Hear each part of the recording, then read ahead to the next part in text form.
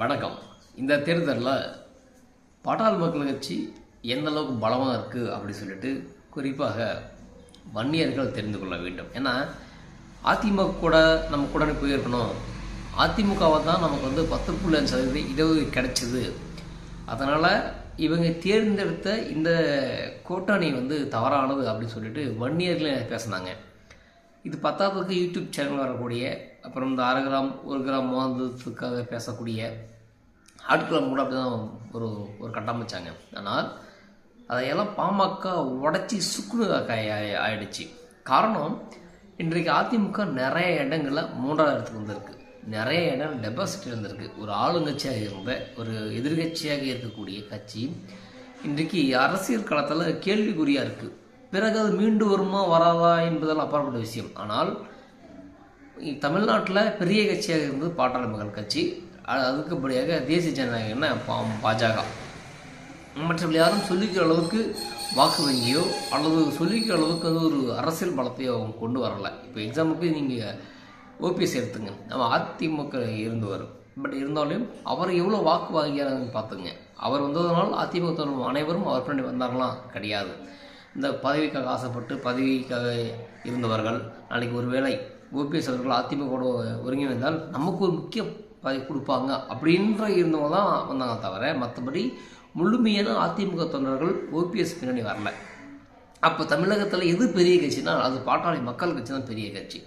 இந்த கட்சியை நம்பித்தான் இப்போ எக்ஸாம்பிளுக்கு தருமபுரி எடுத்துங்க. கடைசி வரைக்கும் திமுகவுக்கு அவ்வளோ டப்பு கொடுத்தாங்க, அவ்வளோ நெருக்கடி கொடுத்தாங்க.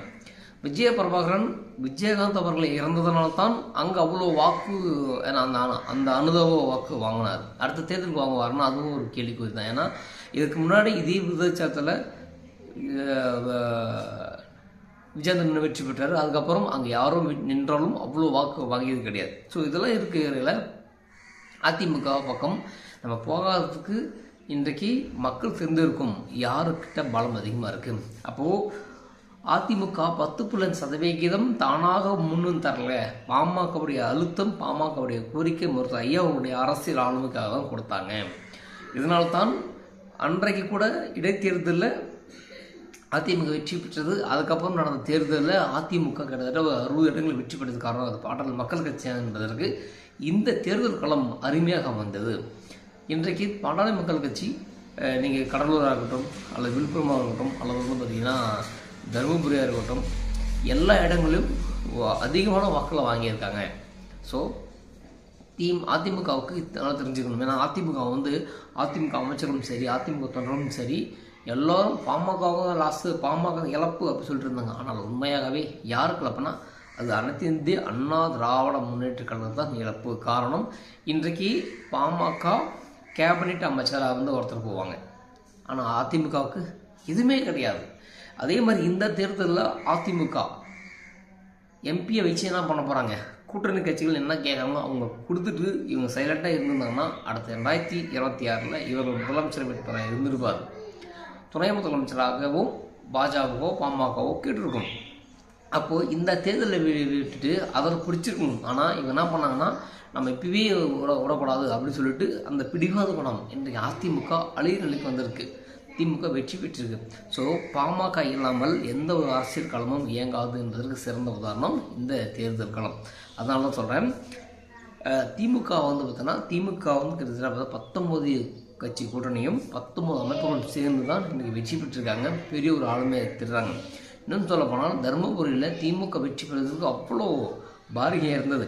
இந்த இடத்துல பாமகவோ வன்னியர்கள் மட்டும் இல்லாமல் திமுகவிலையும் வன்னியர்கள் இருக்காங்க, அதிமுகவிலையும் வன்னியர்கள் இருக்காங்க. இன்னும் சொல்ல போனால் மற்ற கட்சிகள் இன்றைக்கி நாம் தமிழர் கட்சி வன்னியர்கள் இருக்காங்க. இவர்களெல்லாம் ஓட்டு போடாமலே இன்றைக்கி சௌமியா அன்புமணி ராமதாஸ் அவ்வளோ வாக்கு வாங்கியிருக்காங்கன்னா, ஸோ வன்னியர் பலம் என்ன என்பதை வன்னியர்கள் புரிந்து கொள்ள வேண்டும். இன்றைக்கி இந்த வன்னியர் இளைஞர்கள் தான் வரவும் போகிறோம் பின்னாடியெல்லாம் ஓடி போயிடறான். ஆனால் மற்ற இளைஞர்கள் தங்களோட தலைவன் யார் அப்படின்னு சொல்லிட்டு சரியாக இருக்கான். இவர்களைத்தான் அப்படி எல்லா தலைவரும் தூக்கி கொண்ட இந்த வன்னியர்கள் தான் இவர்கள் சாதிபதி என்று உத்தரவு கொடுத்துறாங்க. ஸோ ஒரு காலங்களில் பாட்டாளி மக்கள் கட்சி ஒரு கட்டளை யூகமும் அமைத்து சரியான பொறுப்பாளர்களை நியமித்து களம் கண்டால் நிச்சயமாக வெற்றி பெறும். அது மட்டும் இல்லாமல் 10 தொகுதியில் நம்ம கிட்டத்தட்ட 4% வாக்கு வாங்கியிருக்கோன்னா, அப்போது 40 தொகுதியில் போட்டிட்டு இருந்தால் 40 தொகுதி வெற்றி நம்ம களம் கண்டிருந்தால் அதிகமான வாக்கு வாங்கியிருக்கும், வெற்றி பெற்றிருக்கும் என்பதை கூடுதல் விஷயத்தோடு வருங்காலங்களில் அதிமுகவாக பாமக கிடையாது, பாமக வேணும்னா அதிமுக இருக்கும் என்ற நிலை வரும். நன்றி, வணக்கம்.